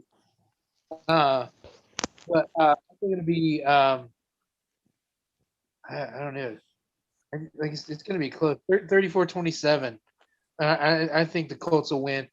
I think Taylor will slam the door shut again like he did last week. Oh, yeah. But yeah, Steven, I'm actually going to go with your exact same score. I like that, 28-20. I actually like that. All right. The next game, or the next set of slate of games to move to, is the day after Christmas on the 26th. The first game up on the dock, the Detroit Lions going to Atlanta to take on the Falcons. Who wants to go first? Ooh. I'll go ahead and drop a bombshell on you. I'm picking Detroit this week. Give me Detroit 23-20 against Atlanta. I'm going to go with Detroit as well, 24-21. Yeah, I think somehow the Lions are going to win again. And like we said earlier, Atlanta's going the wrong way, way going the wrong way. So I think it'll be 17-10. Ooh, okay. Joey? All right. Yeah. Oh, excuse me. You're yawning at that game, I know. Yeah, but I'm gonna ride with Detroit as well. Yeah, Atlanta's heading down a dangerous path. They're not that good of a team anymore. It's going to be a close one. I'm going to say give me Detroit 26-24. Ooh, okay, I could see that. Next, we got the Rams going to Minnesota. And I'm going to start this one out. In true Vikings tradition, in the Christmas giving spirit they always do to their fans, they're going to give their fans another hard game to swallow. And that's going to be another loss. It's going to be the Rams 28-24. I'm gonna kind of side. I'm on that side, but I'm gonna go a little deeper, and I feel like the Vikings, since they lost. Here's the key: since they lost Adam Thielen, the Vikings have really struggled. I still think it's gonna be a close game, but I'm gonna say these dummies find a way to lose in a new fashion. Game-ending pick six, 31-24, Rams. Wow! Whoa! You know, I'm not going to be nice this week because Thielen's going to be out again this week. Dalvin Cook's on the COVID list, so that pretty much takes away their entire offense right there, other than Captain Kirk Cousins, which, of course, he can't do it by himself. Give me Detroit. Sorry. Give me Detroit's going to win 2 games in a day. I hear you, Joey. Detroit's 2-0 on Sunday. Oh boy, it's been a long day today. But give me the Rams. Give me the Rams 34-14. Ooh, okay. That's because of no Dalvin Cook, and Madison is nowhere near as good as a running back that Dalvin Cook is, and Thielen, he just can't stay healthy right now. So Kirk Cousins can't do it by himself. Give me 34-14. Randy, you're muted. Randy, you're muted again. I keep coughing. I'm sorry. I don't want to cough on here. I'm sorry. Actually, I was just talking really low. You guys didn't hear me. I think the Rams will win easy. That's what I think. With Cook out, even out, I got 37-17. Sick Cook out. Yeah, I think they're going to smoke them. hey guys, I have a treat for all of you. Nope, No, I'm in a do not pull an Ezra, please. I am in a giving mood. I'm in a giving mood. It's the holiday season. Have a holly jolly Merry Christmas to this one. The Jaguars are going to face the great Jets. Why?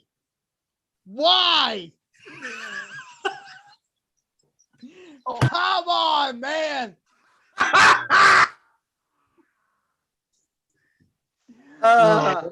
Good. That's my God.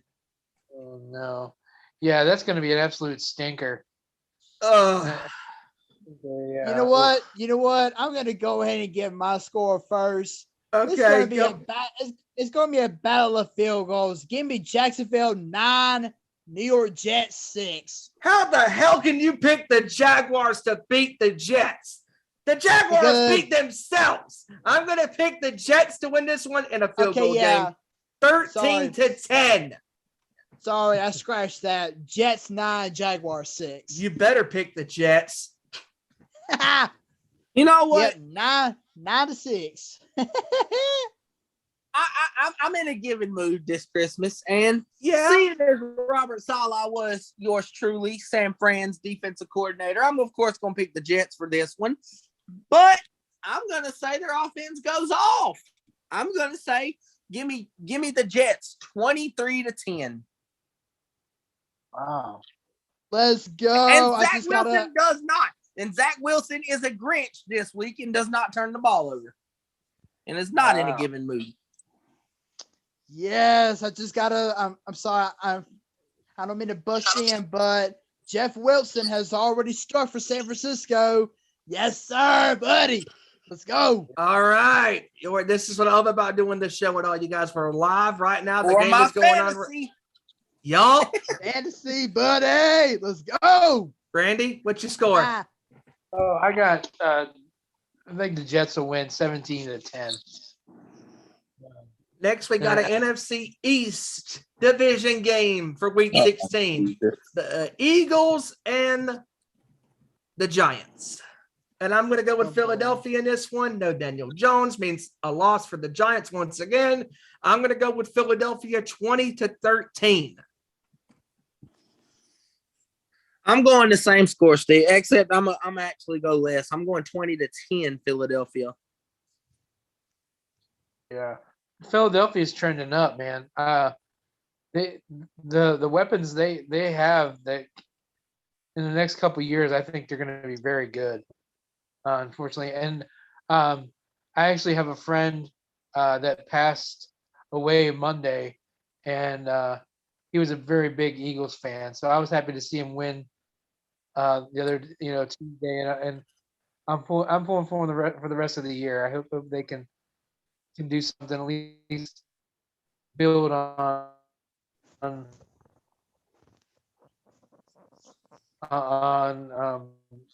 the success in their night, and so hi from my buddy. Absolutely. I happened to see your post about that, Randy, and I'm sorry to hear about the loss of your friend, man. I bet you and him were really close, and I hate that for his family, especially around this time of year. Mm-hmm. I hate that for him. Hate that, man. Sorry about that. Sorry for your loss, bro. He loved Christmas too. Yeah, I'm gonna go with the Eagles in this one. I'm gonna go 27-10. Yeah, I got 31-17 Eagles. I'm sorry, I was okay. A little bit for a second. I'm sorry. Next game on the docket might be one of the toughest games to pick for the division, perhaps, and momentum taking the AFC East lead. The Bills and the Patriots. Man, this is going to be another barn burner of a game. It's so hard to predict. Who wants to go first? I'll take it I'll first. go first. Go ahead, Kevin. Right, go ahead, Kevin. I'm going to say the Bills. And as much as I've done picked them and they broke my heart over and over with my pick, I'm going to get them this time. Give me the Bills 27-23.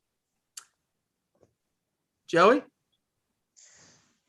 All right, well, as long as Mac Jones throws more than 3 passes this time, I'll be okay.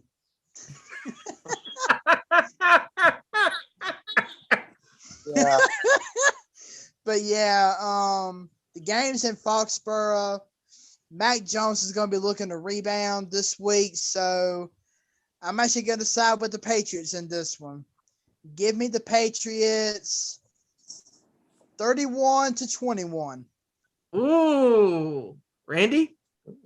Yeah, I think that was a bad play. Oh man, that's terrible. Sorry, I'm watching the Titans game here. Niners game. Uh-oh. But I think the Bills are going to actually come out. This will be the no win game this time. No win to bother either team. So I got 24-21 though. I think it'll be a close, good, really good game. I'm going to pick the Bills in that one. I'm going to pick 23-20 because I'm telling you, this right here, fellas, is the Josh Allen revenge game for not being voted on the Pro Bowl team. That's right. Pro Bowl team. You pick Lamar Jackson over Josh Allen. Sorry. Speaking of said Ravens, they take on Cincinnati. And I'm sorry. The way the Ravens have been playing and the football gods striking the wrath upon them, I'm going to pick Cincinnati in this one. I'm going to pick them 27-20. Y'all going that? I'm going almost identical score of last time. Give me Cincinnati 38-14. The hammer has been thrown down. I think it'll be because so. But I think the Bengals will put out 27-17. Joey? Give me the Bengals 42-17. Holy shit. Okay, next. Sorry, sorry, Baltimore. The defense is so god awful. Y'all don't know how to play defense, for crying out loud. And Joe Burrow is going to unleash on y'all just like he did earlier in the season. Sorry, Baltimore. Maybe next year. Next, we got the Chargers going to Houston to take on the Texans. And I'm going to pick Los Angeles in this one, 34-10.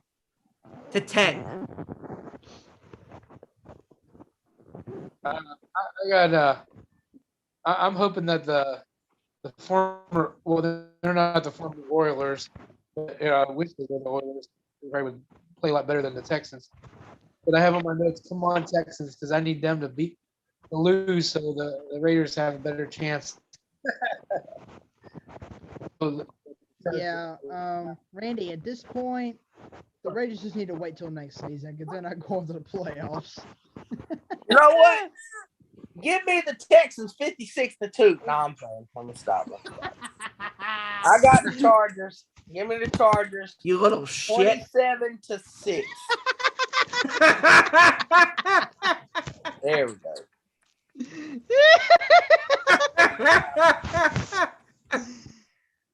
Oh boy! 27. Oh boy! 27% Bolts. Next, we got the. Sorry, give go me ahead. the Chargers. Give me the Chargers 37-13. Oh, yeah. Next, we got the Buccaneers going to the greatest cities team of all time, the Carolina Panthers. That's right. Charlotte. Give me Tampa Bay.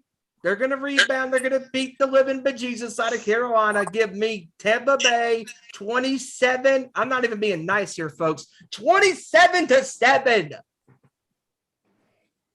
I'm gonna one up you, Steven. Give me Tampa 28-7. All right. I'm going with the Panthers because they're playing. So I'll take it all. I'll take an L on this one, but I don't know. Maybe one of them will take out TB12.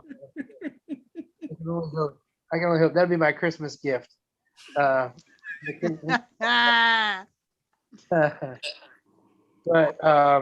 don't even have a score.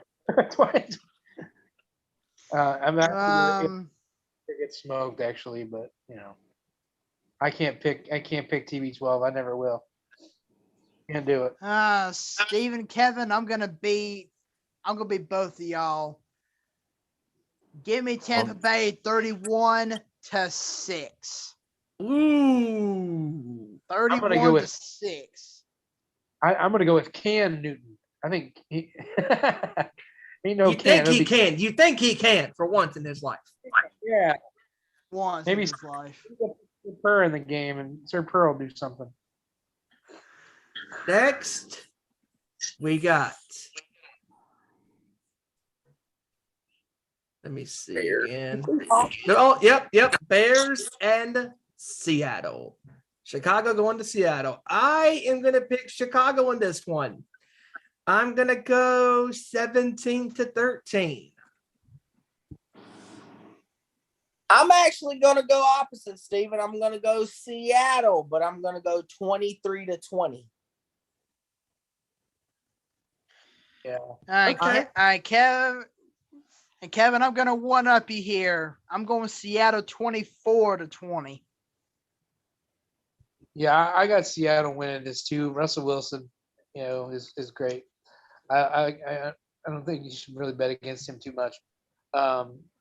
This season's kind of a throwaway season for them, and so I think they're going to try to see what they can do. So I got 27-20 14. Seattle Dance. will win.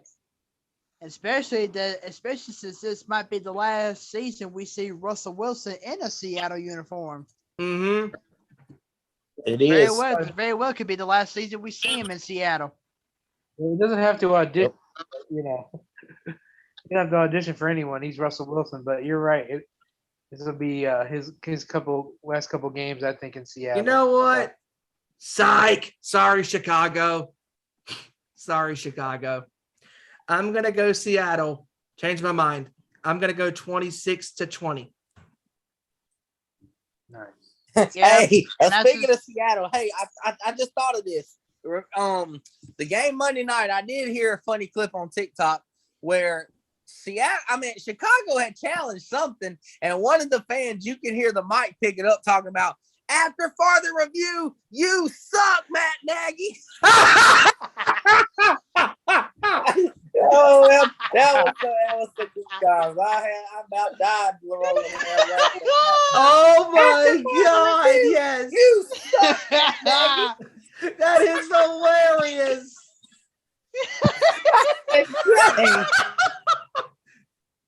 Then at the end of the game, Matt Nagy was walking back to the tunnel after they lost, and he gonna talk about something.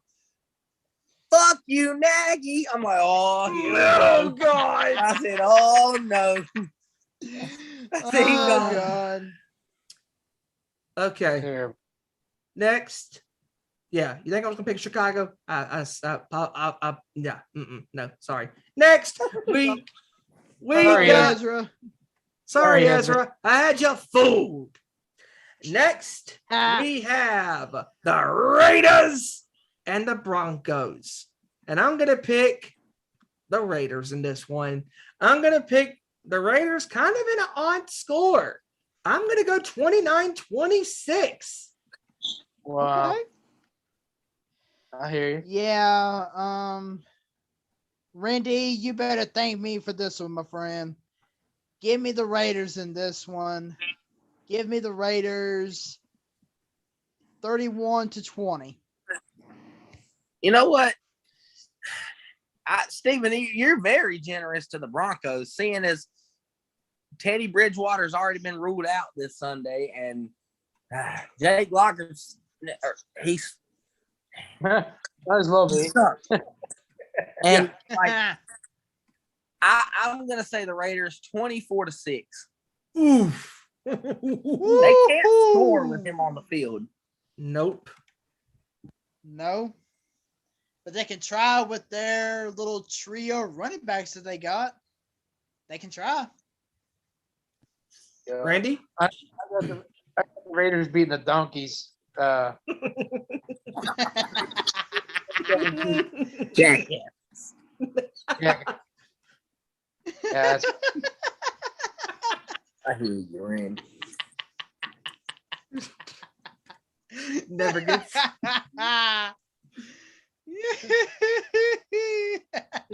Terrific. What's your score against the Donkeys? I mean, sorry, the Broncos. 34-17, 27, 34-27. Okay. I think the Raiders defense can make me a heart patient too. But I think Next, we have Pittsburgh going into Kansas City to face the Chiefs. Who wants to take this one? Go first. Take this one. As much as I love what I've seen from Kansas City, I think it's simple. They're going to steamroll Pittsburgh. I don't care who they got, even without Tyreek Hill. Hell, Travis Kelce, Randy Travis, it doesn't matter. Give me the Chiefs by 10. Give me the Chiefs 21 to, well, give me by 7. 21-14 Chiefs. I have on my, I did some notes before this. I have some notes on this. And for this game, I wrote poop. It's absolute poop. I hate both of these. Hey, I bet you won't be poop if Pittsburgh somehow comes from behind and gets a win. Hey, that'd be great. Raiders beat the Steelers, so it's okay. That's all right. So yeah, I don't even know, but I think Kansas City will probably smoke them. if Andy Reid was back there running back, they might even smoke him. So Yes. 41-24. Oof. I'm gonna love this pick forever and ever. Amen. See what I did there? Randy Travis there, y'all. I'm gonna go with the Chiefs absolutely smoking the piss out of the Steelers. 42-14. Woohoo! Right like the wind. I'm not in a given mood for Pittsburgh. Sorry. Yeah, I'm gonna be a little more giving for Pittsburgh for this game. No, you ain't. No, you are not. Okay, Don't sit there okay. and tell that story. Okay, I take that back. I'll be a little more giving than Steven is. Give me the Chiefs 42-17. Oh, I'll look give at them you, giving them 3 more points than me. Whoop they do. I'll give them 3 more points.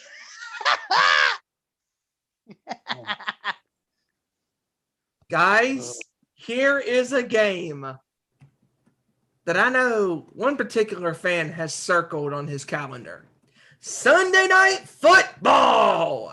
The Washington whatchamacallits versus the Dallas Cowgirls. Cowboys. Sorry. I do not know where to go with this game. So who wants to go first? You know what? I'll go ahead and get started with this one. Go ahead. I'll go ahead and get us started here. Dallas wanted to come into our stadium and expose us, which they kind of did for a little bit, but we quickly got back into the game, almost beat them. This time with our own benches in Dallas territory this time, since Dallas wanted to do the same thing to us. We are going to go into Dallas and get the job done our own damn selves. Give me my Washington boys with Taylor Heineke finally back under center. Give me Washington 31-17. Wow. Give me Washington 31-17. We destroyed Dallas last year in their home stadium on Thanksgiving, and Antonio Gibbs is going to make sure he does it again. 31-17. I want that to happen. I really want it to happen. I wish for it to happen. And for that, I'm gonna be your buddy. I'm gonna take one for the team here by picking the Cowboys, because I know how this works. If we all pick Washington, the Cowboys win. So I'm gonna pick Dallas 26-23, just so Washington will still win. I'll take the loss for the team on that one. I have on my notes that the Washington soccer team is gonna scalp them. Oh wait, that was the Redskins. Not bad. Come on, man. Why are you going to do my team like that? Yeah, they need to beat the Raiders, so I got to give them some shit. I think Washington will win, though. Whatever they are, football team, soccer team. 24-21. Yeah. I'm going to pick Dallas in this one, 28-24. Monday Night Football, wrapping up week 16. The Dolphins are on a hot streak as well. They go into the Silverdome, brother. The Superdome to face the Saints. I'm going to start out with this one. I'm going to pick the Dolphins in this one. I'm feeling a not scored again. I'm going to go 25-19. Good pick. I'm going to one-up you there, Steven. I'm going to go Dolphins, but I'm going to go 26-13. Ooh. Okay. Joey? Yeah. Give me the Dolphins in this one, 28-17. Randy? Yeah, I got the Dolphins too. 2014. Ooh, okay. You know what, fellas? Since I'm in a giving mood and we're all in a giving mood and it's the Christmas holiday season, why don't we kind of go over the NBA's Christmas games for this Saturday? Okay. Because All we got right. some good games this weekend. We're going to start out with the Knicks and the Hawks. Kevin, Wow. what you got as far as who you think is going to win the game? Knicks and Hawks. I'm gonna say the Hawks. Trae Young, he's probably my next up and coming favorite player in the league besides Steph Curry. Plays just like him. I love his game, and I think the Hawks will win that one. I don't really have a score, and it's so hard to pick these games because stupid COVID decides to strike again at the wrong time, and so many players are in protocol, and it's just too hard to call it. I'm going to go with Atlanta as well. Joey, who you got? I'm going Atlanta. I'm going to go with Atlanta. I think Julius Randle looks like a drunk uncle out there. At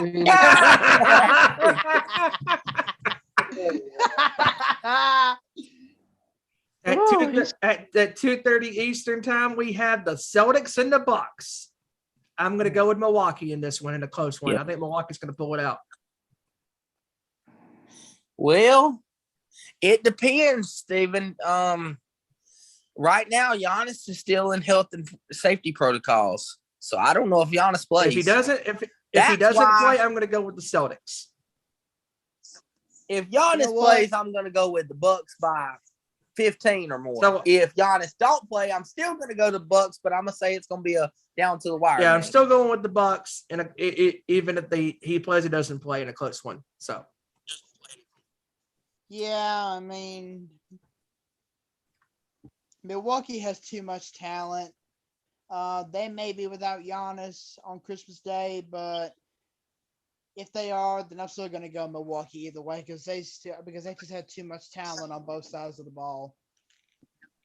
They have my boy. What's the nickname? Chris decides when to be Michael Jordan Middleton, because some games he decides to go the fuck off like he's Michael Jordan, and the next games he's just like, I'm chilling. I ain't gonna do too much. Then the game after, like he did in the finals, like the finals, he decides to be clutch as hell, and then now it's like the series before that. It's like, come on, Middleton, where you at? He decides when to be Michael Jordan. Kevin, here we go, boy. Oh, there he is. Oh, that was LeBron. Oh, wrong one. Whoops. Hey, speaking of LeBron, aren't the Lakers playing the Warriors on Christmas Day? No. And then we're going to get into this game. No, the Suns and the Warriors. In my opinion, the best game of the day, baby. I'm going to go with the Warriors. I don't think so. I don't think so, Steven. I think it's going to be a good game, but it's not to its full potential. We are still getting teasers of what's going to happen because like Damian Lee and a key bench player and Jordan Poole, 6th man of the year possibly after Clay comes back, are both in safety protocols. So minus them, minus the Clay and Wiseman, and then the Suns will have their normal roster. I still think the Warriors will win it, though, because I'm not never gonna bet against Steph Curry. I love Chris Paul and the Suns, but I'm not betting against this brother in Golden State, number 30. He's done proved that he's the MVP this year. I'm not gonna bet against him. I'm not going to. Steph Curry, give me that. It's gonna come down to the wire in a 3-point game. All right, Joey, who you got? Yeah, I'm gonna take the Warriors as well. I mean, I got a lot of faith in the Warriors this year. Curry is no doubt going to be the MVP whenever it's all said and done. And I just can't bet against this Golden State team right now, even with the players that they got in the safety protocol. I can't bet against them. Yeah, I think the Warriors will win. I don't trust Chris Paul. He's only clutch when it don't matter. So Steph Curry's best shooter in the game that ever played the game. Let's go. Golden State plays like a team every night out, so I got Golden State winning that one. Yeah, the next game we got on the docket is the Nets and the Lakers. I'm picking the Nets. They're gonna smoke the Lakers. You know what? I might actually give a score on this one. Oh, Give no. me the Nets. Oh, just hear me out. Just hear me out. Give me the Nets 110-0. You gotta be kidding me. tell I you am what, this guys. close. I tell you what. Nah, but I'm still gonna take the Nets because yeah, the Lakers are just so god awful. The bitch and Russell Westbrook can just do whatever they want to do. They're gonna lose either way. I'm going to take the Nets because people's right. After Kevin Durant tore his Achilles, he's not the same player. You know what? He got better. This brother is balling. He is the only person who is competing with Steph Curry for an MVP, without a shadow of a doubt. And Kevin Durant is about to torch LeBron James. Mark my words, and LeBron's stat line is going to look something like this. 16 points. 7 rebounds, 2 personal fouls, 5 flops, and 41 tears shed in a game-losing effort. Congratulations, LeBron. You have lost the game. And Kevin Durant's stat line is going to look something like this.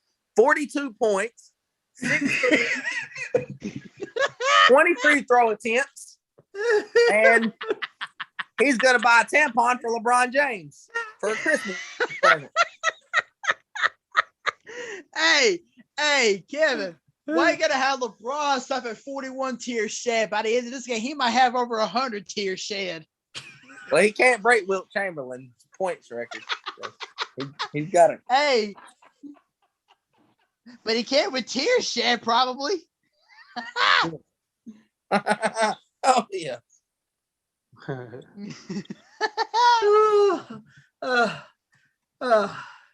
Randy, I can't even. I don't even know what to say after that one. Well, you want here's the stat line for Russell Westbrook. I'm gonna go. Russell Westbrook's gonna shoot 2 of 20 from the field and 0 for 10 from the free throw line. Hey. He might rebuild Alcatraz with all them bricks he's gonna shoot. No shit. Oh God! You see why I said let's go to these Christmas games, folks, is because of shit like this. And the final Christmas game on the dot is the Mavericks and the Jazz. I'm going to go with the Jazz in this one. Oh, Yeah. Jesus. Oh, yeah. Simple Jazz. I got to go with Jazz in this one, mainly because Luka Doncic is in COVID protocol. So there's a good chance he might not even play in this game. So, yeah, give me the Jazz. Oh, yeah, definitely. Yeah, the Jazz will take it. Jazz are shooting lights out like the Warriors are. Let's go. You know solid. what, guys? I am going to make a prediction right here, right now. We're live on the air. I am predicting that the San Antonio Spurs, yes, that's right, the San Antonio Spurs are going to beat the Los Angeles Lakers tonight. Ooh. It wouldn't surprise me none if that happens. Wouldn't Yeah, surprise me none. Well, it's not a shocker. Especially since Anthony Boo Boo Davis is out for the next 4 weeks. Yeah, Big he's baby been hurt. Boo Boo Davis. Kevin, you said it on our chat the other day. The Lakers have lost 3 games this week. Yeah, I'd say that today. 3 games. 3 games this week. The Warriors and the Suns haven't lost 3 games in a month. Yep. So all I'm saying is, like Tim Legler said on ESPN, if the Lakers the best way they're going to have a chance to advance out of the first round in the West if they even make it, don't get a 6, 7, or 8 seed. You're going to have to get the 5 or 4 seed, because if you have to play Utah, you have to play Golden State or Phoenix. Oh, the Lakers ain't going more than 4 or 5 games in that series. I'm sorry. Utah is defensively stout. Hey, no. Defensively stout. You know what? Just screw a total playoff berth itself. The Lakers got to play in a play-in tournament if they make it at all. Yeah. They're going to lose. Yeah. And they're going to No, lose that there's first no game. play-in tournament, Joey. They going back to the regular format. They just tried that out last year. So the Lakers might get really? lucky. Yeah. It was a one-year thing. We'll see. Well, like I said before, the Lakers are screwed. AD has been hurt more than Mary J. Blige. So, oh God! Oof. Guys, it's been an awesome night with you guys tonight, talking about the weekend that's to come for this weekend in the NFL and the NBA. And our buddy Ezra unfortunately cannot be here tonight. And Ezra, we look forward to you being in the hosting chair next week, buddy, hosting next week's show. Because you know what, guys? Next week, I have a pretty cool idea for next week's show. Not only do we talk about the upcoming weekend in the National Football League, but we also talk about our favorite moments from the year of 2021 for the year in sports. Because next week is the final show of 2021 for our Nation Sports Show. Because as we know, next Friday, it is New Year's Eve, baby. And we're going to talk about all the great moments from the world of sports this year. Hell, we might even have to sprinkle in a few wrestling, because, we talk about wrestling from time to time on this show. And, man, I want to talk about that brief for a second, because last night, AEW Dynamite was in Greensboro, North Carolina, and boy, Kyle O'Reilly is now all elite, baby. Dude, when he came out, that crowd popped. Man, him, Adam Cole, O'Reilly, and Fish, 3/4 of the Undisputed Era are now in All Elite Wrestling. Let's go. Let's friggin' go. That's and amazing. And then that main event between Sting, CM Punk, and Darby Allin versus MJF and FTR. Holy crap. That was a great match. I thought MJF about broke his neck last night. I don't know how I know. I have no idea. They kept showing that, and it looked worse every time. Mm-hmm. And man, Sting is 62 years old, and he's still got enough left in that bump card there, brothers. And man, MJF, I'm glad he got up. And dude, I knew when he got on that headset, I was like, he's fine. He's fine. But dude, it was a bad bump. It was a crazy bump. And I'm glad that both Sting and MJF are okay. Because I mean, that match was so good, man. And AEW, they have just been killing it, man. They have been knocking it out of the park, man. It's